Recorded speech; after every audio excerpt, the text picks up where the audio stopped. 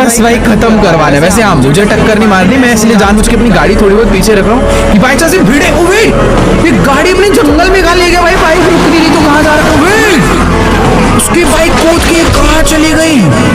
एक सेकंड, ये देखो बाइक पूरी यहाँ पर आकर गिर चुकी है और बाइक में से बहुत ज्यादा खतरनाक धुआं वगैरह निकल रहा है भाई। चलो यार, गाड़ी से बाहर निकलते हैं और एक बार चलकर देखते हैं कि आखिरकार यहाँ पर ये क्या सीन हो चुका है। तुम लोग देख ही सकते हो कि भाई, अरे एक सेकंड भाई, ये क्या है?